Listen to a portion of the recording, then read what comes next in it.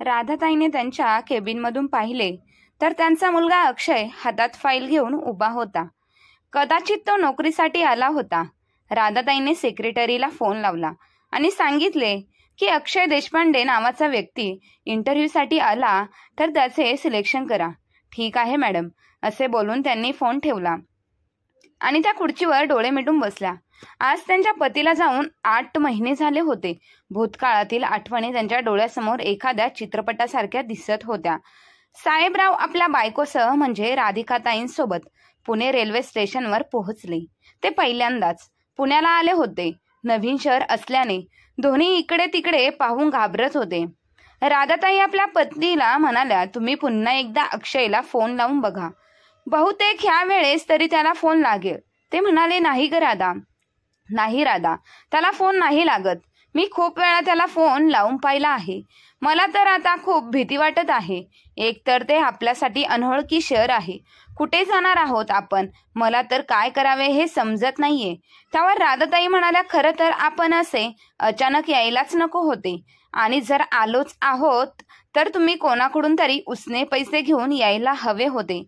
कमीत कमी आपल्या गाठीला 4 पैसे तरी असते. त्या पैशांमधून आपण राहण्याची खाण्याची व्यवस्था केली तरी असते.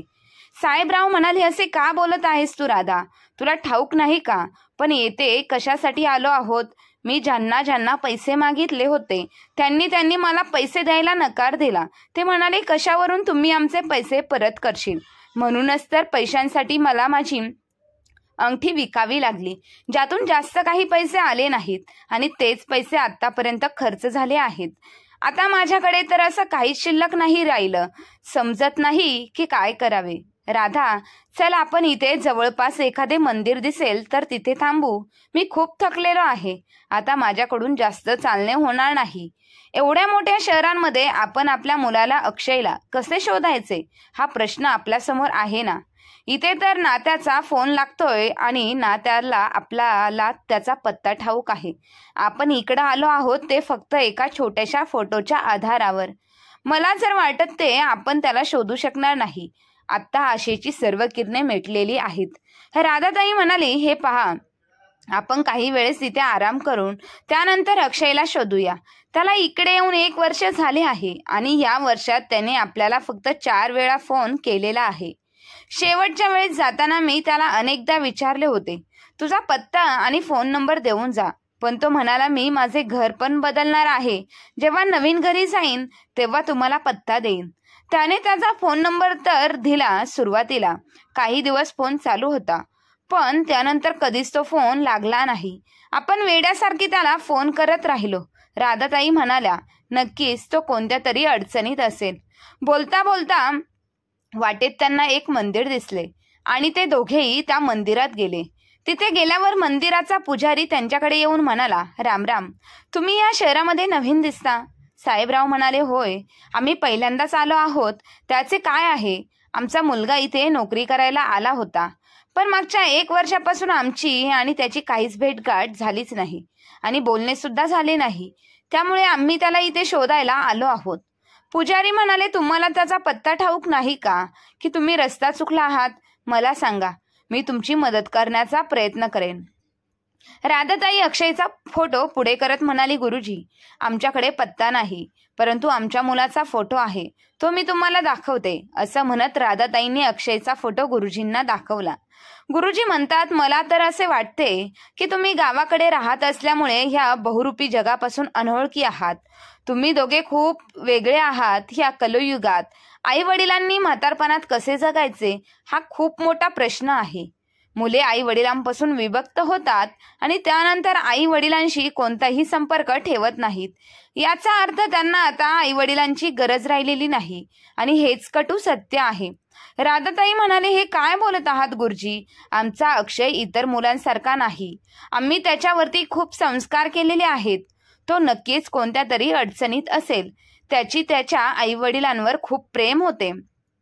तो आमच्यापासून असे करण्याचा स्वप्नात देखील विचार करू शकत नाही. हे ऐकताच गुरुजी हसत म्हणाले, ताई, मी या मंदिरामध्ये गेले 10 वर्षापासून पूजा करत आहे आणि ह्या मंदिरात मी असे कित्येक आई वडिलांना देवाकडे मुलांची तक्रार करताना पाहिलेले आहे. काही मुले आई वडिलांना स्टेशनवर सोडून जातात, कोणी त्यांना सोडून परदेशात निघून जातात, तर कोणी आई वडिलांना कर्जबाजारी करून आहे त्या परिस्थितीमध्ये सोडून गेलेला असतो. किंवा काही मुले वडिलांना आईला बायकोचे ऐकून वृद्धाश्रमामध्ये सोडतात. यावर साहेबराव पटकन म्हणाले, मोठमोठ्या शहरात असेच घडत असेल, पण आमचा अक्षय तसा नाही हो. तो आमच्याशी असे कधीच वागणार नाही. त्याने तर जाताना आम्हाला वचन दिले आहे की त्याच्या शिक्षणासाठी आईवडिलांनी जे घर दागिने सावकाराकडे गहाण ठेवले आहे हे नोकरी लागताच लवकरात लवकर सोडवेल आणि त्यांच्यासाठी नोकरी करण्यासाठी आला आहे. गुरुजी म्हणाले, दादा, जर तुमच्या मुलाला तुम्ही केलेल्या कष्टाची जाणीव असते तर तो तुम्हाला मागच्या 1 वर्षात एकदा तरी भेटायला आला का? गुरुजींचे बोलणे ऐकून राधाताई आणि साहेबराव एकमेकांच्या तोंडाकडे पाहू लागले. पुजारी पुढे म्हणाले, असं तर मी देवाकडे प्रार्थना करतो की तुम्ही जे बोलत आहात असेच असू देत आणि तुमचा मुलगा तुम्हाला लवकरात लवकर भेटावा. बरं, तुम्ही लोक दूरचा प्रवास करून आला आहात, थकला असाल, भूक लागली असेल. असो, आज तुम्ही अगदी योग्य वेळी आला आहात. या मंदिरात नेहमीच कोणी ना कोणी भंडारा करत असतं. इथे प्रसाद वाटप होत असतो. इथे अनेक लोक पोट भरून जेवण करतात. आज सुद्धा एक भंडारा आहे. तुम्ही सुद्धा पोट भरून जेवण करा. बरे, ठीक आहे, तुम्ही बसा, असे बोलून गुरुजी तिथून निघून गेले. दूरच्या प्रवासानंतर त्यांना खूप भूक तहान लागली होती. काही वेळाने ते दोघेही जेवायला बसले.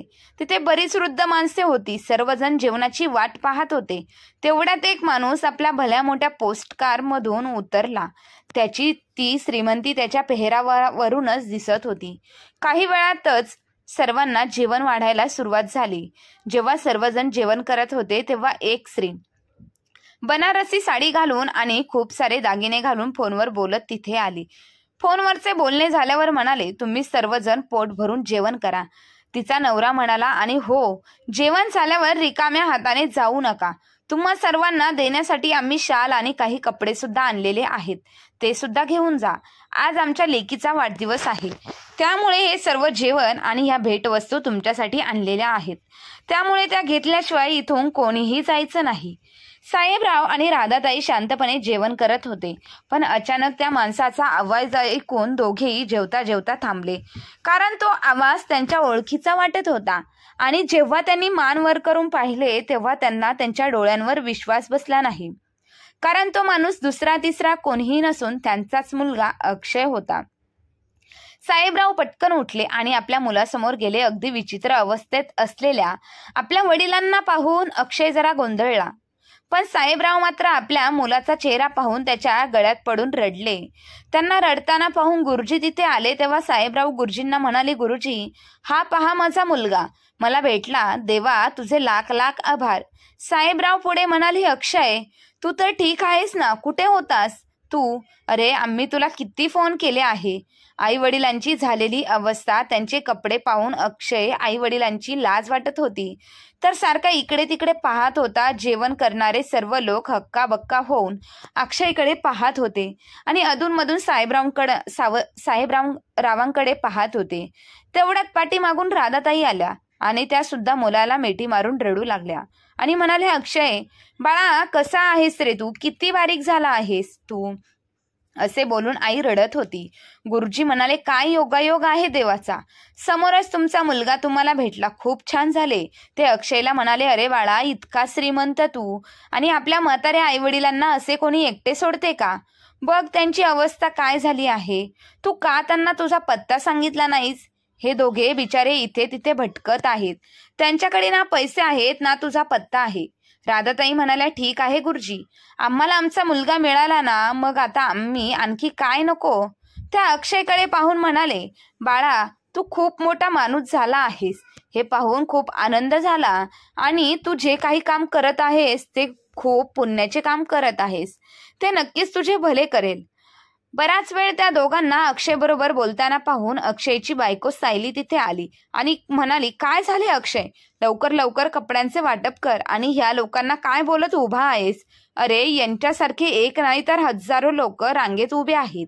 राधाताईंनी अक्षयकडे विचारले, अक्षय, ही कोण मुलगी आहे जी तुला नावाने बोलत आहे? अक्षय म्हणाला, आई, ही तुझी सून आहे आणि आम्हाला सांगितले देखील नाही. अक्षय काही बोलणार त्याआधीच सायली म्हणाली, अरे अक्षय, ही बाई तुझी आई आहे. अक्षयने सायलीला इशारा केला आणि फक्त म्हणाला हो. सायली पुढे म्हणाली, आई, आमचे लग्न खूप घाई गडबडीत झाले होते, त्यामुळे कोणाला सांगण्यासाठी वेळही मिळाला नाही. आणि खरे सांगायचे तर अक्षय तर दररोज तुमची आठवण काढत होते, हे तुम्हाला विसरले नाहीत. अक्षय म्हणाला, हो आई, अगं कामात व्यस्त असल्यामुळे आम्हाला तुमच्याकडे येता आले नाही. आणि फोन नंबरचे म्हणत असतील तर आपल्या शेजारच्या शिंदे काकूंचा फोन नंबर काही लागत नव्हता. आई बाबा, मला माफ करा. तिथे असणाऱ्या लोकांसमोर सायली म्हणाली, आई बाबा, आता तुम्ही गावी परत जाणार नाही, इथेच आमच्या सोबत राहणार आहात का? अक्षयकडे पाहून सायली म्हणाली, काय हो अक्षय, मी बरोबर बोलत आहे ना? अक्षय म्हणाला, बाबा, मला माफ करा. माझ्यासारखा नालायक मुलगा देवाने कुणालाच नको द्यायला. आता मला माझी चूक सुधारायची आहे. सायली बरोबर बोलत आहे. आजपासून तुम्ही आमच्या सोबत राहणार आहे. इतके महिने मी तुमच्यापासून दूर राहिलो, पण आता मला तुमच्यासोबत राहून तुमची खूप सारी सेवा करायची आहे. आपल्या मुलाचे बोलणे ऐकून आईबाबांच्या डोळ्यात आनंदाश्रू आली. मग राधाताई आणि साहेबराव मुलासोबत निघून गेले. जाताना राधाताई खूप गर्वाने गुरुजींना म्हणाल्या, पाहिलेत ना गुरुजी, मी म्हणाले होते ना, माझा मुलगा इतर मुलांसारखा नाही. देवाच्या कृपेने तो आज आम्हाला योगायोगाने मंदिरात भेटला. यावर गुरुजी म्हणाले, ताई, मी तर एवढेच म्हणेल की देव तुमच्या चेहऱ्यावरचा आनंद कधीच कमी नको करू. चला ठीक आहे. असे बोलून साहेबराव आणि राधाताई आपला मुलगा आणि सुनेसोबत आणि नातीसोबत निघून जातात. घरी पोहोचल्यानंतर सायली म्हणते, आई, तुम्ही थकल्या असाल, काहीतरी खाऊन घ्या आणि मग आराम करा. बाकी आपण उद्या बोलू. असे बोलून ती खोलीत निघून गेली. दुसऱ्या दिवशी सकाळी राधाताई आणि साहेबराव चहा प्यायला बसले होते. तेवढ्यात त्यांच्या घरी काम करणारी सुनीता आली आणि तेव्हा सायलीने तिला किराणा मालाचा हिशोब मागितला आणि काही पैशांच्या गडबडीमुळे तिला कामावरून काढून टाकले. हे सर्व राधाताई पाहत होत्या. तेव्हा म्हणाली, अहो आई, काय आहे ना सांगायचे, तुम्हाला ही सुनीता अजिबात व्यवस्थित काम करत नव्हती आणि वरून चोरी सुद्धा करत होती, त्यामुळे तिला कामावरून काढून टाकले. तसेही घरात आपण चौघेच तर आहोत, आपण दोघे मिळून काम करूया. जास्त लोकांचे काम एकटी करत होते आणि काम केल्यामुळे तब्येत सुद्धा चांगली राहते. आम्ही गावी सर्व काम स्वतः करत होतो. विचारा, साध्या भोळ्या राधाताई त्यांना ठाऊक नव्हते की यामागे सायलीचा कोणता डाव चालू आहे. सुरुवातीला सर्व काही ठीक चालले होते, पण आता सायली सासू सासऱ्यांचा तिरस्कार करू लागली. तिला तिच्या घरात सासू सासरे नको होती आणि हळूहळू अक्षय सुद्धा त्याच्या बायकोचे बोलणे ऐकू लागला. त्याला तिचेच म्हणणे बरोबर वाटायचे. सायली दिवसभर सासूकडून घरातील सर्व कामे करून घ्यायची आणि अक्षयला खोटे सांगायची की तुझी आई काहीच कामे करत नाही. अक्षय देखील बायकोच्या बोलण्यावर लगेच विश्वास ठेवून सायली समोर आईला बडबड करून अपमान करायचा. त्या दोघांनी जेवण केल्यानंतर जे काही अन्न उरायचं ते आई वडिलांना खायला द्यायचे. एकदा ते दोघे आई वडिलांना घरात कोंडून 5 दिवसांसाठी बाहेर फिरायला गेले होते. कदाचित त्यांच्या मरणाची वाट पाहत होते. त्यांना असे वाटले की फक्त पाणी पिऊन हे दोघे असे किती दिवस जगतील, कारण घरात पाण्याशिवाय दुसरं अन्न काहीच शिल्लक नव्हतं. किचनला तर त्यांनी कुलूप लावले होते आणि साहेबराव सुद्धा राधाताई सुद्धा पाण्याने, भुकेने, तहानेने व्याकुळ झाले होते, पण त्यांचे ऐकणारे कोणीच नव्हते. तिसऱ्या दिवशी राधाताईंनी त्यांच्या खोलीच्या खिडकीतून शेजाऱ्यांना आवाज दिला. खरे तर त्यांना असे काहीच करायचे नव्हते, कारण यामुळे कुटुंबाची बदनामी होईल, पण भुकेपुढे ते सर्व काही विसरले होते. सर्वप्रथम त्या शेजाऱ्यांच्या दोघांनाही खिडकीतून जेवण दिले. त्यानंतर त्यांनी अक्षयला फोन केला आणि त्याला पोलिसांची धमकी दिली. तेव्हा मुलांनी आणि सुनेने हे चुकून घडल्याचे प्रकरण सांगून प्रकरण शांत केले. अक्षयने सांगितले की आम्ही ट्रिपला गेल्यावर माझ्या सासूबाईचा अपघात झाला, त्यामुळे तिकडे लवकर येऊ शकलो नाही. पण हे सगळे खोटं होतं. राधाताईने शेजाऱ्यांना सांगितल्यामुळे सुनेला त्यांचा खूप राग आला होता, त्यामुळे तिने राधाताईंना खोलीत बंद करून खूप मारले. हा धक्का साहेबराव सहन करू शकले नाही आणि एके दिवशी अचानक त्यांचे झोपेतच हृदयविकाराच्या झटक्याने निधन झाले. आता राधाताई खूप एकट्या पडल्या. वडील गेल्याचे दुःख अक्षयला झालेच नव्हते. खरं तर अशा वेळी आईला मुलाच्या आधाराची खूप गरज होती, पण तसे काही झालेच नाही. आई एकटीच सगळे कामे करत होती.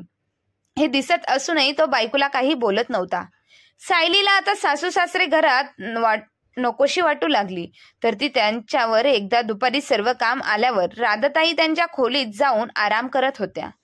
तेवढ्यात सांगितले तिथे आली की आज काही करून सायलीला त्यांना घराबाहेर काढायचेच होते. तिने सासूला झोपेतून उठवले आणि म्हणाली, म्हातारे, आणि गुपचूप तुझे सामान पॅक कर, नाहीतर जबरदस्तीने मला हे सगळं करावं लागेल. आणि काय ग तू आमच्याबद्दल शेजाऱ्यांकडे तक्रार करतेस आणि हे लोक तुला साथ देत आहेस असा विचार करत असशील तर तू खूप चुकीचा विचार करत आहेस. तुला काय वाटले आम्हाला तुरुंगात पाठवून तू इथे आराम करशील? असे बनवून सायलीने सासूला घराबाहेर काढले आणि अक्षयही हाताची घडी घालून पाहत होता. एक आईसाठी यापेक्षा आणखी वाईट गोष्ट कोणती असू शकते? त्यांनी लगेच ते घर सोडले, पण आता त्या कुठे जाणार हे त्यांना माहीत नव्हते. अशा परिस्थितीतच राधाताई पुन्हा त्या मंदिरात गेल्या तर मंदिरासमोर लोकांची खूप गर्दी झाली होती. त्या गर्दीतून वाट काढत पुढे गेल्या आणि त्यांनी पाहिले की एक माणूस पायऱ्यांवरून पडला आणि त्याच्या डोक्याला मार लागला, त्यामुळे खूप रक्त येत होतं. त्या गर्दीमधील एक जण पुढे देखील त्यांच्या मदतीला आला नाही. तेव्हा राधाताईंनी त्यांच्या साडीचा पदर फाडला आणि त्या माणसाच्या डोक्याला बांधला. गर्दीतील लोकांपैकी कोणीतरी ॲम्ब्युलन्स बोलवली. काही वेळातच ॲम्ब्युलन्स आले आणि राधाताई सुद्धा त्या माणसासोबत ॲम्ब्युलन्समध्ये बसून निघून गेल्या. तिथे गेल्यानंतर डॉक्टरांनी चेकअप केले आणि डॉक्टर म्हणाले की रक्तस्राव खूप झाला आहे, त्यांना रक्ताची गरज आहे. पेशंटचा ब्लड ग्रुप चेक केला तर O पॉझिटिव्ह होता. हॉस्पिटलवाल्याने ब्लड बँकेत फोन केला तेव्हा तेथील लोकांनी सांगितले की सध्या इथं हा ब्लड ग्रुप रक्त उपलब्ध नाही, आम्ही व्यवस्था करतो. डॉक्टर याबाबत आपापसात चर्चा करत असलेले राधाताईंनी ऐकले आणि त्या डॉक्टरांना जाऊन म्हणाले, माझा ब्लड ग्रुप सुद्धा O पॉझिटिव्ह आहे. तेव्हा डॉक्टरांनी त्यांचे ब्लड ग्रुप चेक केले तर ते O पॉझिटिव्ह होते. अशा प्रकारे राधाताईंनी रक्तदान करून त्या माणसाचा जीव वाचवला. तेव्हा तो माणूस शुद्धीवर आला तेव्हा त्याला समजले की राधाताईमुळे त्याचे प्राण वाचले आहेत. त्याला त्याचे आभार मानायचे होते, पण तेव्हा राधाताई तिथून निघून गेल्या होत्या. त्या मंदिरात राहत होत्या. काही महिन्यांनी अचानक एके दिवशी तो माणूस मंदिरात आला. तेव्हा राधाताईंनी त्याला पाहिले आणि स्वतःहून त्याच्या तब्येतीची चौकशी करण्यासाठी त्या माणसाकडे गेल्या आणि म्हणाले, दादा, आता तुमची तब्येत कशी आहे? त्या माणसाने पहिल्यांदा राधाताईंना ओळखले नाही, पण जेव्हा मी त्यांनी सांगितले की मी तुम्हाला रक्तदान केले होते तेव्हा त्या माणसाला खूप आनंद झाला. त्याने राधाताईंचे खूप आभार मानले. तो माणूस म्हणाला, मी सुधाकर सरदेसाई, हिरकणी महिला गृह उद्योग कंपनीचा मालक. राधिकाताई आश्चर्यचकित होऊन त्याच्याकडे पाहत होत्या. त्या पुढे म्हणाल्या, ताई, आज मी फक्त तुमच्यामुळे जिवंत आहे. मला तुमचे आभार मानायचे होते म्हणून मी बऱ्याच दिवसांपासून तुमचा शोध घेत होतो. राधाताई म्हणाल्या, यात उपकार कसले हो? तो माणूस म्हणाला, ताई, तुम्ही तर चांगल्या कुटुंबातील दिसता, मग इथे काय करता? ते राधाताईंनी सुधाकर रावांना सर्व काही सांगितले. तेव्हा सुधाकर राव विचार करून म्हणाले की तुमची कहाणी ऐकून खूप वाईट वाटलं. ताई, मला मुलगा नाही म्हणून मी खूप दुःखी होतो, पण तुमच्यासोबत घडलेला प्रकार आहे, पण मला मूल नाही हे एका दृष्टीने बरंच झाले असे वाटते. राधाताई सुधाकर रावांकडे पाहत होत्या. ते पुढे म्हणाले, बरं ताई, तुम्ही माझ्या कंपनीत नोकरी कराल का? राधाताई कंपनीत काम करण्यास लगेच तयार झाल्या. दुसऱ्या दिवशी राधाताई कंपनीत आल्या जिथे अनेक स्त्रिया काम करत होत्या. सुधाकर रावांच्या गृह उद्योग कंपनीमध्ये पापड, मसाले, लोणचं तसेच वेगवेगळ्या प्रकारच्या चटण्या तसेच उपवासाची पिठं वगैरे मिळत होते. राधाताईंनी तिथे आल्यावर कामाला सुरुवात केली. त्यांनी सॅम्पल म्हणून तिळाची, जवसाची, शेंगदाण्याची चटणी बनवली आणि ती सर्वांनाच खूप आवडली. त्यातल्या त्यात कढीपत्त्याची चटणी तर सुधाकर रावांना खूप आवडली. लोकांना या सगळ्या चटण्या आवडल्या, त्यामुळे आपल्याला मार्केटमधून 2 मोठे ऑर्डर आले आहेत. असेच हळूहळू राधाताईंना खूप ऑर्डर येत होत्या, त्यामुळे कंपनीला खूप काही प्रॉफिट होऊ लागला.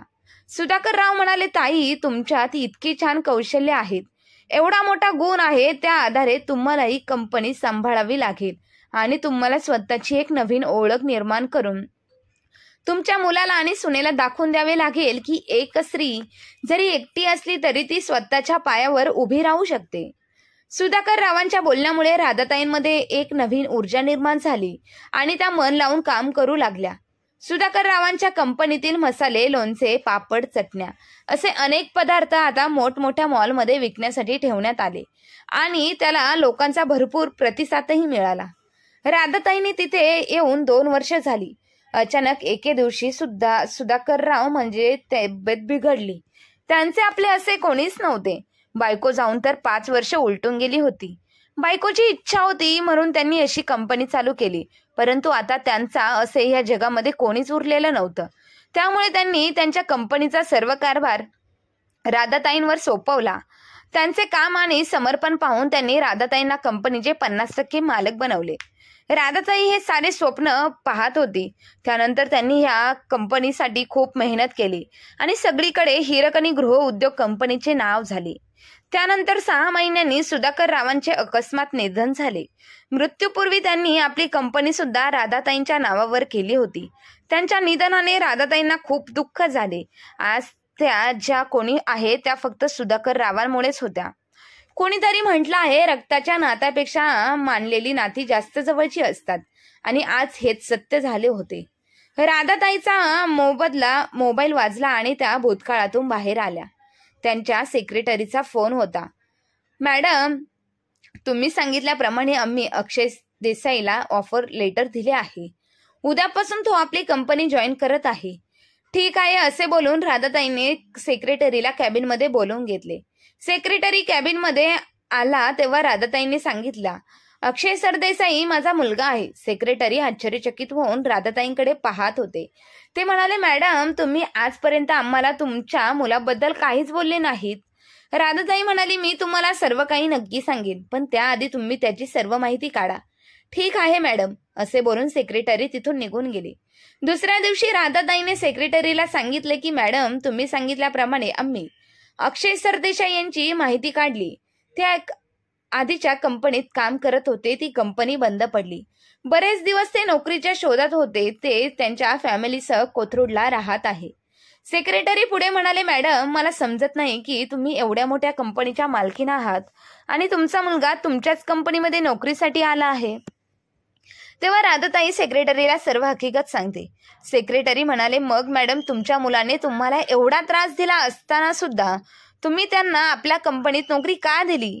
त्यापुढे म्हणाल्या, कारण मला माझ्या मुलाला आणि सुनेला धडा शिकवायचा आहे. आधी मी त्यांच्यावर अवलंबून होते, त्यामुळे मी त्यांचे अत्याचार सहन करत राहिले. पण आता मला त्यांना त्यांची खरी जागा दाखवून द्यायची आहे. मला माझ्या मुलाला लक्षात आणून द्यायचे आहे की एकेकाळी त्यांच्या शिक्षणासाठी मी माझे करिअर सोडले होते. जेव्हा जर मला वाटले असते तर मी त्याला एखाद्या शेजारच्या बाजूवाल्या बाईकडे सोपवून सुद्धा माझ्या करिअरचा विचार करू शकले असते. पण मी नेहमीच माझ्या मुलाला पहिलं स्थान दिले. पण त्याने काय केले? त्याने मला दुधातल्या माशीसारखे फेकून दिले. सांभाळणाऱ्या बायकांवरून राधाताईंच्या डोक्यात एक कल्पना आली. त्या म्हणाल्या सेक्रेटरीला, आकाश, उद्यापासून ऑफिस तुम्ही सांभाळा. पुढे मी काय सांगते ते तसं करा. दुसऱ्या दिवशी राधाताई पूर्वी सारख्या साधारण राहत्या त्या विषयात कंपनीत आल्या. त्यांनी सेक्रेटरीला आधीच सर्व काही सांगून ठेवले होते. समोरून अक्षय येताना दिसला, त्यामुळे सेक्रेटरी राधाताईंना म्हणाले, हे बघा बाई, आमच्या कंपनीत जेव्हा जागा निघतील तेव्हा आम्ही गेटवर तशी जाहिरात लावू, तेव्हा तुम्ही या. आता आईला समोर पाहून अक्षय चकित झाला. राधाताई तिथून जातच होत्या की तेवढ्यात अक्षयने इकडे तिकडे पाहून आवाज आईला दिला आणि म्हणाला, आई, कुठे होतीस इतके दिवस? आई म्हणाली, तू आणि तुझ्या बायकोने घराबाहेर काढले. मग कुठे असणार? असे बोलून राधाताई पुढे जाऊ लागल्या. तेव्हा त्यांनी आईला थांबवलं, माफी मागितली आणि म्हणाला, आई, घरी चल, तुला नातू झाला आहे असे सांगितले. राधाताई त्याच्या चेहऱ्याकडे पाहू लागल्या. त्याने कोणाला तरी फोन लावला आणि थोडासा बाजूला जाऊन तो फोनवर बोलत होता. हॅलो आई, भेटली आहे. मी ज्या कंपनीत काम करतो त्याच कंपनीमध्ये काम शोधण्यासाठी आली होती. हे ऐकताच सायली म्हणाली, हे तर खूप चांगलं झालं. मी बाळाला सांभाळण्यासाठी बाई शोधत होते. दुसऱ्या बाईला सांभाळायला घेऊन येण्यापेक्षा तुझी आई तर तिच्या नातवाला खूप छान प्रकारे सांभाळेल. तुम्ही कसे करून तुमच्या आईला घरी घेऊन या. तुझी आई आपल्याला फुल टाइम बाळ सांभाळणारी बाई मिळून जाईल आणि पगारही द्यायला लागणार नाही. आपले पैसे सुद्धा वाचतील आणि फक्त आपले कामही होऊन जाईल. पण अक्षय, तुझी आई आपल्याकडे येईल का? यावर अक्षय म्हणाला, मी आईची माफी मागितली आहे. घरी आल्यावर तोही माझा आणि आपल्या बाळाचे नाव पुढे करून तिला मी घेऊन येतो नक्कीच. अक्षय फोनवर बोलताना राधाताई त्याच्याकडे पाहत होते, पण तो खूप हळूहळू आवाजात बोलत होता. फोन ठेवल्यानंतर तो राधाताईकडे आला. म्हणाला, आई, चाले गेले विसरून जा. आता तू एका नातवाची आजी झाली आहे, मग तुला तुझ्या नातवाला पाहावेसे वाटत नाही का? राधाताईंना हेच हवे होते. त्या अक्षयच्या घरी जायला तयार झाल्या. संध्याकाळी ऑफिस सुटल्यानंतर अक्षय आईला घेऊन घरी गेला. घरी गेल्यानंतर सायलीने राधाताईंची माफी मागितली. राधाताई सायलीला काहीच बोलत नाही. त्यांनी बाळाला पाहताच उचलून घेतले. सायली म्हणाली, आई प्लीज तुम्ही आधी स्वयंपाकाची तयारी करा. मला खूप भूक लागली आहे. त्यानंतर माझे आणि बाळाची मालिश करा. राधाताई किचनमध्ये जाऊन स्वयंपाकाची तयारी करू लागल्या. संध्याकाळी अक्षय त्याच्या ऑफिसमधून घरी आला. त्यानंतर काही वेळाने त्यांच्या घरी काही लोक आणि ते अक्षयला म्हणाले, आम्ही हिरकणी डेव्हलपर्स ऑफिसमधून आलो आहोत. तुमचे घर प्रोमाइस लोकेशनवर आहे. जर तुमची इच्छा असेल तर आपण इथे एक मोठं अपार्टमेंट बांधू शकतो आणि याचा असा फायदा होईल की तुम्हाला 2 फ्लॅट आणि 20 लाख रुपये रोख रक्कम मिळेल. हे ऐकून सायलीला खूप आनंद झाला. त्यांना आपल्या कानावर विश्वास बसत नव्हता. अक्षयला वाटले की कदाचित हे लोक आपले फसवणूक करायला आले आहेत. त्यामुळे त्यांना कोणालाही तुम्ही आम्हाला मूर्ख समजला आहात का? अशी फसवणूक करायला तुम्हाला दुसरे कोणी भेटले नाही का? यावर ते लोक म्हणाले, सर आमची तुमच्यावर काही जबरदस्ती नाही. तुम्हाला जर विश्वास नसेल तर आम्ही वापर तुमच्या एरियातील दुसऱ्या कोणाला तरी देऊ. हे पहा, जर तुम्ही सहमत असाल तर या पेपर्सवर सह्या करा. आम्ही तुम्हाला ताबडतोब 5 लाख रुपयांचा चेक देऊ. ही रक्कम टोकन स्वरूपात राहील आणि उर्वरित रक्कम अपार्टमेंटचे काम चालू झाल्यावर तुमच्या खात्यात जमा केली जाईल. आता निर्णय तुमच्या हातात आहे. हे ऐकताच सायली अक्षयला बाजूला घेऊन म्हणाली, अहो अशी चांगली सुवर्ण संधी पुन्हा पुन्हा येत नाही. विचार करा, नवीन फ्लॅट आणि तेही 2 एका फ्लॅटमध्ये आपण दुसरा फ्लॅट भाड्याने देऊ आणि सोबतच आपल्याला एक गाळा मिळणार आहे. तो गाळा आहे आपण भाड्याने देऊ. मग तुम्हाला नोकरी सुद्धा करण्याची गरज पडणार नाही, कारण त्यावेळेस लाखात आपण आपला बिझनेस पण सुरू करू शकतो. अक्षय म्हणाला, पण ते जर फ्रॉड निघाले तर आपण असे एखाद्यावर विश्वास ठेवू शकतो. मग यावर सायली म्हणाली, पण त्याचे म्हणणे आहे की आपण आता हो म्हटले तर लगेच आपल्याला 5 लाख रुपयांचा चेक देतील. मग यात विश्वास न ठेवण्यासारखे काहीच नाही. त्यानंतर काही वेळ विचार करून त्या लोकांना म्हणाला, आम्हाला लगेच 5 लाख रुपयांचा चेक मिळेल का? हो सर, तुम्ही इथे सही करा, चेक रेडी आहे. अक्षय पेपर्सवर सह्या केल्या. त्यानंतर त्यांनी अक्षयला 5 लाख रुपयांचा चेक दिला. चेक पाहून अक्षय आणि सायलीला खूप आनंद झाला. त्यानंतर त्या लोकांनी अक्षयकडून आणखी काही पेपर्सवर सह्या करून घेतल्या आणि ते निघून गेले. खरे तर अक्षयने आनंदाच्या भरात ते पेपर्स न वाचता त्याच्यावर सह्या केल्या होत्या. दुसऱ्या दिवशी अक्षय बँकेमध्ये चेक जमा करतो आणि काही वेळातच त्याच्या अकाउंटवर 5 लाख रुपये जमा होतात. आता मात्र अक्षय आणि सायलीचा आनंद गगनात मावेन असा झाला. त्याला काही दिवसांपूर्वी लागलेली नोकरी सोडतो. त्यानंतर एके दिवशी सायलीला राधाताई म्हणाली आहे, आता त्या कंपनीत जागा निघाली असेल, तुम्ही तिकडे नोकरी करा आणि बाहेरच कुठेतरी तुमची राहण्याची व्यवस्था करा, कारण आता काही दिवसातच आम्हाला नवीन फ्लॅट भेटेल. त्या अपार्टमेंटमध्ये खूप सारे श्रीमंत लोक राहायला येतील. तिथे तुमच्यासारखी गावंढळ लोक शोभणार नाही. उगीचाच आम्हाला लाज आणू नका, तुमच्यामुळे आमची इज्जत कमी होईल. तेव्हा मला जबरदस्तीने तुम्हाला बाहेर काढावे लागेल. त्यापेक्षा आता तुम्ही तुमची व्यवस्था करा. राधाताई म्हणाल्या, पण सुनबाई मी कुठे जाऊ? आता मला या घरातून हाकलवून देऊ नकोस. सायली म्हणाली, हे बघा आई, उगाच माझे डोके फिरवू नका. जर तुम्ही लगेच हे घर सोडले नाही तर तुमचा जीव घेईल. असे बोलून तिने राधाताईंवर बळजबरी करून त्यांना घराबाहेर ओढत नेऊ लागली. तेव्हा राधाताईने सायलीच्या कानाखाली मारली. चापटीच्या आवाजाने सायली अक्षय हादरले. त्यांना समजत नव्हते की आईमध्ये अचानक एवढी ताकद कुठून आली. सायली आश्चर्यचकित होऊन डोळे विस्फाटून सासूकडे पाहत होती. अक्षय काय बोलणार त्याआधी राधाताई अश्रू पुसत घराबाहेर पडला. 2 दिवसांनी पुन्हा हिरकणी डेव्हलपरच्या ऑफिसमधून ते लोक अक्षयच्या घरी आले. अक्षय त्यांना म्हणाला, तुम्ही लोक काम कधीपासून सुरू करणार आहेत? ते लोक म्हणाले, हे काय, आजपासून आम्ही काम सुरू करणार आहोत. त्यामुळे तुम्हाला लगेच घर खाली करावे लागेल. मग अक्षय त्यांना म्हणाला, आम्ही दुसरीकडे भाड्याने घर पाहिले आहे. अपार्टमेंटचे काम पूर्ण होताच आम्ही पुन्हा आमच्या फ्लॅटमध्ये राहायला येऊ. त्यावर ते लोक अक्षयला म्हणाले, कोणता फ्लॅट? तुम्ही स्वप्न तर पाहत नाही ना. आता हे घर आमच्या मॅडमच्या नावावर आहे. तुम्ही स्वतःच्या नावावर हे घर केले आहेत. अक्षयला समजत नव्हते की ते लोक काय बोलत आहे. तो पूर्ण गोंधळलेला होता. तेवढ्यात त्याच्या घरासमोर एक कार थांबली. कारमधून राधाताई उतरल्या. त्या म्हणाल्या, बेटा हे घर मी खरेदी केले आहे. अक्षय आणि सायली राधाताईंकडे पाहिले आणि दोघे जण अवाक झाले. राधाताई साधारण दिसत नव्हत्या. त्यांच्या अंगावर किमान 20,000 रुपयांची खूप महागातली बनारसी सिल्क साडी होती आणि हातात जाड जाड सोन्याच्या बांगड्या, तर गळ्यात सोन्याची चैन होती. त्यांना पाहून अक्षय आणि सायलीचे डोळे विस्फारले. त्याला समजत नव्हते की हे सर्व काय चालले आहे, कारण 2 दिवसापूर्वी तर त्या तिथून मोलकरणीच्या वेशात निघून गेल्या होत्या. आईमध्येच अचानक असा बदल कसा झाला हा विचार करत अक्षय होता. आणि आज तर ती तितक्यात लोक अक्षयला म्हणाले, सर, ह्या आमच्या मॅडम हिरकणी डेव्हलपरच्या मालकीण आहेत. यांनी तुमचे घर खरेदी केले आहे. तुम्ही त्यांचे आभार माना की त्यांनी तुमच्या मुलाचा विचार करून तुम्हाला 5 लाख रुपये दिले आहेत, नाहीतर तुम्हाला रस्त्यावर भीक मागावी लागली असती. अक्षय आश्चर्यचकित होऊन म्हणाला, तुम्ही आणि माझ्या आईने मिळून आमची फसवणूक केली आहे. पण आई, तुझ्याकडे इतके पैसे कुठून आले? आणि मला माहित आहे आम्हाला धडा शिकवण्यासाठी तू कुठेतरी चोरी वगैरे केली असेल. आता मी तुमच्या सर्वांच्या विरोधात कोर्टात केस दाखल करणार आहे. मी तुम्हाला सोडणार नाही. तेव्हा राधाताईंचे अक्षयला म्हणाला, हो मिस्टर, जरा तोंड सांभाळून बोला. अक्षय आणि सायली अजून पहिल्या धक्क्यातून सावरले नव्हते तोपर्यंत त्यांना आणखी एक धक्का बसला. एवढ्या रकमेसाठी त्यांनी चोरी करण्याची काहीच गरज नाही. ज्या कंपनीत तुम्ही काम शोधत आला होतात ना, ही मॅडमच्या कंपनीच्या सर्वेसर्वा आहेत.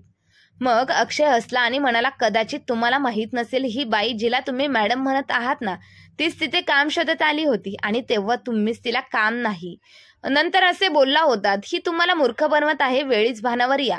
राधाताई म्हणाल्या, मूर्ख कोणी कोणाला बनवले आहे हे लवकरच कळेल. आधी तुम्ही दोघे हे घर खाली करा. सायली म्हणाली, काय ग, तुला खोलीत बंद करून कसे मारले होते हे विसरलीस का? मग अक्षय राधाताईंना म्हणाला, तू कोण आहेस आमचे घर आम्हाला खाली करायला सांगणारे?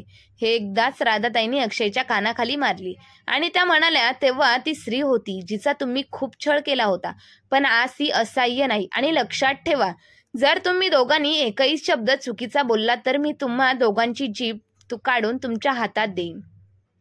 राधाताईंनी माणसांना सांगून त्या दोघांना घराच्या बाहेर काढली. त्यानंतर त्यांच्या सेक्रेटरीला म्हणाली, यांची सामान घराबाहेर काढून ताबडतोब घराला कुलूप लावा आणि चावी माझ्या ऑफिसमध्ये घेऊन या. आईचे असे संताप्त रूप पाहून ते दोघेही राधाताईंच्या पायाशी लोटांगण घालून विनंती करू लागले. अनेक क्षमा मागू लागले. पण राधाताई आपल्या मुलाचे आणि सुनेचे तीळ मात्र दया आली नाही आणि त्या गाडीत बसून तिथून निघून गेल्या. आज अक्षय त्याची दुसरी नोकरी गमावून बसला होता. नोकरीच्या शोधात दिवस रात्र भटकत होता आणि सायली यांना अजूनही आश्चर्य वाटत होतं की आई एवढ्या मोठ्या कंपनीची आणि हिरकणी डेव्हलपरची कशी काय मालकीण झाली. राधाताईंची उत्तर होणारी प्रगती पाहून अक्षय आणि सायली चकित व्हायचे. त्या दोघांना आता खूप पश्चाताप होत होता. काही दिवसांनी अक्षयने आपल्या शिक्षणाच्या जोरावर त्याने पुन्हा एक जॉब मिळवला आणि तो बायको मुलांसह भाड्याचे घर घेऊन राहू लागला. पण एकट्याच्या जीवावर घर चालत नव्हते. त्यामुळे सायलीला जॉबसाठी घराबाहेर पडावे लागले. हे दोघे जॉब करून आपला मोडकळीस आलेला संसार चालवत होते. प्रत्येक क्षण त्यांना आईची आठवण करून देत होता. आता त्या दोघांची इच्छा असूनही ते राधिका ताईंना आपल्याजवळ राहायला बोलू शकत नव्हते. या दरम्यान अनेकदा अक्षय राधाताईंच्या कंपनीमध्ये जाऊन बोलायचा की आई, तुझा नातू आजारी आहे, तो तुझी आठवण काढतो. राधाताईंना चांगलेच ठाऊक होते की त्यांचा मुलगा स्वतःच्या मुलाची ढाल बनून माझ्याशी पुन्हा नातेसंबंध जोडण्याचा प्रयत्न करत आहे. पण राधाताईंनी त्यांचे मन एवढे घट्ट केले होते की त्यांनी पुन्हा कधीच मागे वळून पाहिले नाही आणि 5 वर्षाचा कालखंड लोटल्यानंतर ती कंपनी त्यांनी एका अनाथ मुलाच्या नावावर करून दिली. परंतु स्वतःच्या मुलाला फुकटचा 1 रुपया सुद्धा दिला नाही. तर मग मित्र आणि मैत्रिणींनो, राधाताईंचा निर्णय तुम्हाला कसा वाटला आणि राधाताईंनी आपल्या मुलाला आणि सुनेला दिलेल्या शिक्षेबद्दल तुमचं काय मत आहे हे कमेंट करून नक्की कळवा. आणि कथा आवडली असेल तर आपल्या चॅनलला लाईक, शेअर, सबस्क्राईब नक्की करा. धन्यवाद.